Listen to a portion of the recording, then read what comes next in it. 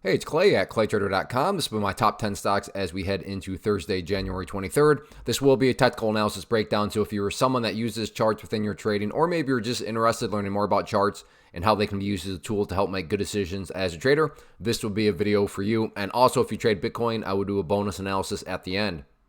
First off, a couple clarifications. Number one, the candlestick that you see right there will be moving around and changing. That is because the market's still open for a small amount of time. But I like to do these videos when the market is still open because sometimes we can capture some really interesting late day price movement. Second, I'll be using the 30-minute time frame, meaning each one of these candlesticks here represents 30 minutes worth of time. So stock number one, ticker symbol BLBX. Not sure I've ever heard of this one before or ever done it, but regardless, big movement today, big volume. So definitely got to think a lot of people will be watching it as we head into Thursday. So first level here to keep an eye on from a support standpoint. Just want to get this trend line in play as it's done a good job of showing where the buyers have stepped in over time. So as Thursday and Friday play out, think about this line. The price come up here and then come all the way down there. Make a great move up and then come all the way back down there. So the price could get really crazy, but as long as the price is above that green line, that is implying that the price is putting in higher lows, and that's the name of the game. Assuming you care about the bigger picture point of view, that's what it's all about. You want to see prices build higher bases, and that's what that trend line right there will help gauge. So just continue to watch that as time goes by, and even if there's pullbacks, as long as the pullbacks stay above that green line, then everything is still perfectly fine. In terms of areas of resistance, no need to overcomplicate this. Literally just a question of where did the party finally stop today, and that was right up there at the $6 mark. So $6 will be public enemy number one here moving into the remainder of the week. But anyway, look at it. Monster volume, as you can see down here. Great price movement. So if you're someone that likes these price ranges, you like stocks with a whole lot of volatility and volume, which I assume you do if you're a trader, then I would definitely keep an eye on this one for Thursday. Next one, IPA. A rougher looking chart here in the world of penny stocks, but it is now creating an interesting setup that want to get mapped out. So let me first just get that trend line in play. Then at the same time, get this one in play right there. So we have this little bit of a consolidation pattern that's forming. And this is where things get a little tricky because it's all about perspective. I mean, if you're some sort of day trader, flipper, scalper, and you bought right there, or you bought right there, and your plan was to buy and sell within 13 minutes, well, then yes, from that perspective, the chart looks really difficult or really bad. But if you care about the bigger picture point of view, everything is still okay. And that's where things do get difficult because I got to talk about things from, a couple different angles all at once. So I understand that depending on where you bought, maybe this chart looks like a train wreck. But if you do care about the bigger picture point of view, with this consolidation here, you still got to give the advantage to the bulls because there is still a gap up. You still have the purple line 50-period moving average with an upward slope. You still have the pink line there with a slight upward slope. So overall, the trend is still in the bulls' favor. Again, that's crazy to hear that the trend's fine if you bought right there. But big picture wise, and it goes back to that whole idea of building higher lows. So there is still an opportunity for this to build higher lows, and that's what's ultimately going to matter. So we'll see which way the price can break out of the wedge. If the price can come up here and get some sort of movement like that, there's no guarantees that would create an upside buying surge, but it's at least a valid thought to have. So yeah, keep an eye on this wedge, and we'll see how it plays out on Thursday. Next one, RGTI. Been tracking this one on a very routine basis, and for those of you that watched yesterday's video, hopefully remember me talking about that pink line right there, 200-period moving average as the key area of resistance.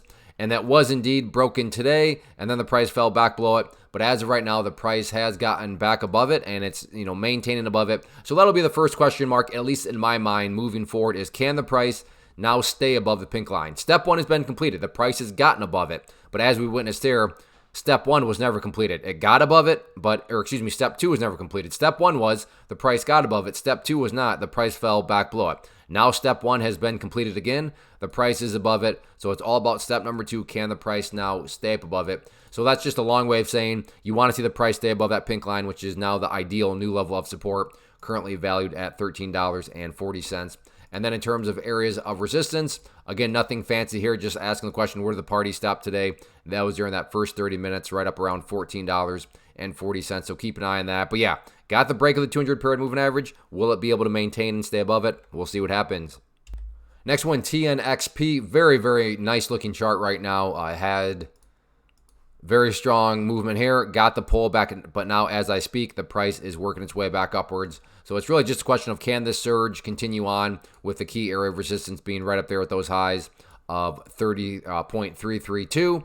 And then if the price can push up through there, as you're seeing here, that would put the price at levels that have not been seen for a very long time. But if the price can push up through 0.332, next key overarching level of resistance would then be right up there around 0.354. So keep an eye on those levels from a resistance standpoint in terms of levels of support. Ideally speaking, and meaning, what would make the chart look the strongest moving forward, that would be if the price can continue to hold above the pink line there, 200 period moving average. So far, so good. Did a good job of holding there and there. So if any sort of pullback, yeah, you definitely want to see that level hold. Current value of that 0.278. But like I said, right now, at least in my opinion, the most interesting dynamic is, can the price get up to those highs right there and push through? So we'll see what happens. Next one, NVDA and the beast mode continues. Talked about this little miniature bull pennant pattern yesterday, but you can see the price got a very clear breakout through there with the gap up. So I'm just going to get rid of all those lines if they serve their purpose for now. Although right now, it's looking like I'm going to call for more of a pullback, because what we have here is a bearish pattern. So let me get it in play. We have that area of resistance there. And then we have that area of support right there. And this would be a rising wedge pattern, which is bearish. Now, let me be very clear. Just because it's a bearish pattern and I'm saying a pullback, not some sort of crash. So just because it's a bearish pattern doesn't mean this thing's going to collapse all the way down here. I mean, I suppose that could happen, but that's not what I'm thinking. I'm just thinking, this has been a very strong move. I could see a little bit more of a pullback needing to be required. But then again, it is NVIDIA. Maybe it decides to just kick me in the face and be like, no, we're going to keep on beast moding up. So that's definitely possible too, given that it is NVIDIA. But just strictly, technically speaking, there is a rising wedge pattern. So I would expect some sort of pullback here over the next couple of days. Real quick, want to take a break and personally invite you to get signed up for this free live online webinar that I'm offering very soon. So if you've been enjoying what you've seen and you want to learn more about this tool, how it can and should be used to build consistency and manage risk, then definitely get signed up for the free live class. If you're watching on YouTube, there's a link down in the description box you can use. Or if you're watching right at my website, there's an area on the webpage you can use to sign up. So like I said, if you've been enjoying, then definitely get signed up for the free class.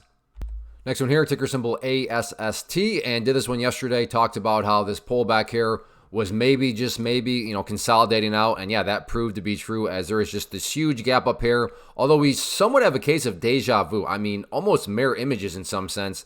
Yesterday had the big gap up, had one of these candles here at the upper wick, and then a pullback. Today, big gap up. Basically same exact candle here, and now we have a pullback, and now we have sideways action just like we did right here. So kind of spooky when you actually just kind of look at it, but nonetheless, it is what it is. So let's move up and talk about the new sideways channel pattern here that has formed. So bottom part of that pattern right there at the $1.15 mark, and you can see there's quite a bit of price history at that level. A couple of times this morning, and then late day, once again, bounced off that area. And then on the flip side of things, in terms of the levels of resistance and where the sellers are hanging out at, seems to be right up there around the $1.36 mark. So it's really just, if you're to say, summarize this very quickly, I would say 30-minute sideways channel pattern. And now it's just a question of who is ultimately going to win this battle. Do the bulls win again with a push to the upside? Do the bears win with a push to the downside? Grab your popcorn and we'll see how it goes on Thursday. Next one, QBTS, and this will mean a little bit more to those of you that watched the previous video, but if you did, I talked about this resistance line right here. Actually, a couple of them, I'm going to go ahead and get rid of that level. But one of the foundational rules in charting is that when levels of resistance are broken and closed above, you want to see them act as support, and that is exactly what played out here. I mean, you could throw this right into a textbook. So big move up. Yes, it did pull back, but notice right where it started to go sideways, essentially right at that line. Now, was it absolutely perfect? It wasn't. Supports are always a little bit of a range element, but it was certainly stayed within the range of that level right there. And then you can see after that has just been going sideways and cruising slightly above that green line. So right now, it's just a question of, okay, pulled back, came back down, now it's going sideways, and I wish I could say trading was this easy to say just because the price is going sideways. That means for sure guaranteed the pullback is over and for sure guaranteed this thing's heading back up. I'm not making that claim. I'm just saying that it makes sense to have that thought. A case in point, let's just say the price was still just dropping, and then I'm sitting here saying, oh, it's looking like the pullback might be over. You'd be totally justified to say, wait, what are you talking about? Based on what? The price is literally still just going straight down. But that's not the case here, right? It has at least started to go sideways. So while that doesn't guarantee the pullback's over, it does make it a little bit more valid to throw out the suggestion that maybe it is over. So if this thing is going to try to turn itself back around, then the near-term level of resistance is going to be right there at right around $6.43.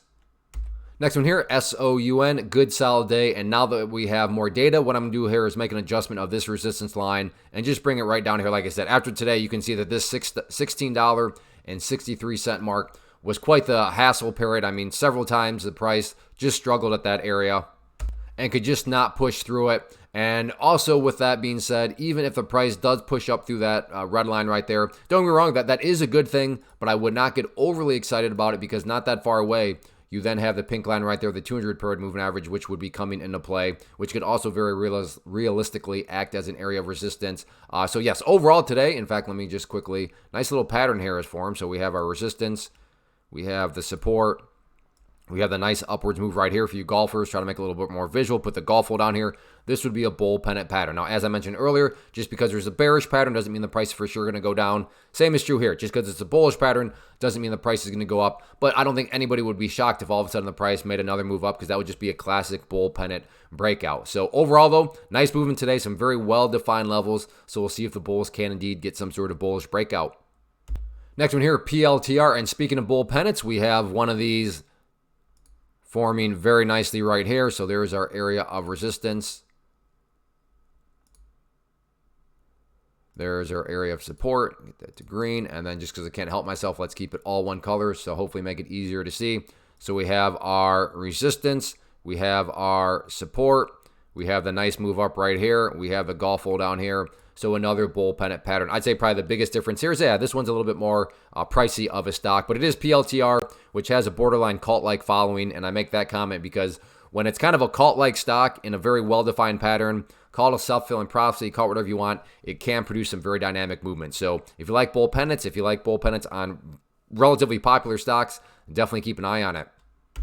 Next one, TSLA Tesla, and overall a pretty neutral day, although there's no doubt about it. I would say I would err on the side of bullishness, and the reason for that is the opening 30 minutes was just a crazy day, or crazy 30-minute session, excuse me. Price all the way up there, all the way back down. And at that point, it's like, uh-oh, are the bears about to just hammer this thing? And no, it actually got very anticlimactic, but I mean that in a bullish sense because it just started to go sideways.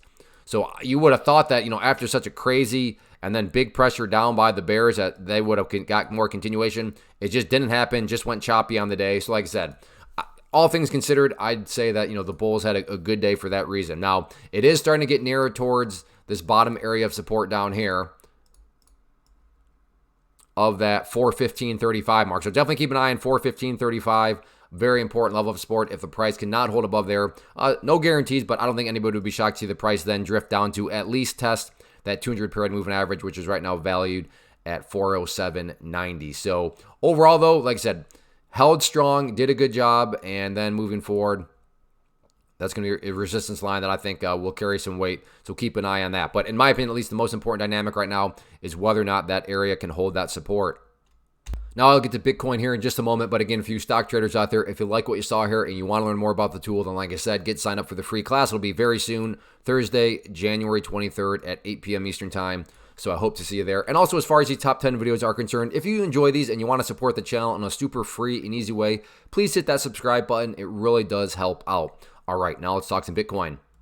One quick clarification here. I am now on the 4-hour time frame, meaning each one of these candlesticks represents 4 hours instead of 30 minutes. And that's because Bitcoin is open 24/7, and now I want this analysis to remain relevant for as long as possible. So by using these longer time frames and walking through some questions, we can keep this analysis relevant for as long as possible. So as of right now, yeah, there's been a bit of a pullback. So that's where question number one comes into play. So let's just say you're watching this video 15 hours after I upload it. Question one is this: where is the price at relative to the purple line there? 50 period moving average, which has done a good job of providing support. Now, if you're saying, well, actually, Clay, I'm watching it. It's been 15 hours since you've uploaded it. The price is down below that level. Next immediate question is, okay, well, where's the price at relative to the pink line there? The 200 period moving average, which is right now valued at, let's just call it 97,500. If you're saying and answering the question that the price is down below that pink line, I'm not going to say Bitcoin's ruined or anything like that, but I am saying, okay, that's where things start to get a little bit shaky, and just maybe the bears are starting to pick back up strength and potentially looking to make another move to take back over. So like I said, that would be the line where, like I said,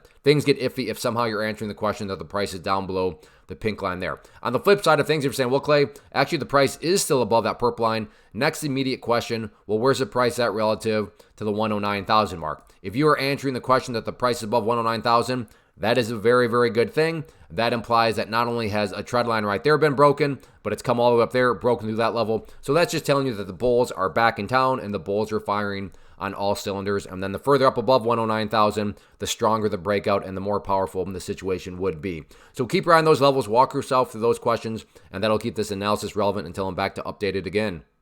And as I invited the stock traders, I'm inviting you as a crypto and Bitcoin trader to definitely get signed up for the free class, because what you'll learn about can and certainly should be used within the world of Bitcoin and crypto. So like I said, the class will be very soon, Thursday, January 23rd at 8 p.m. Eastern time. So I hope to see you there.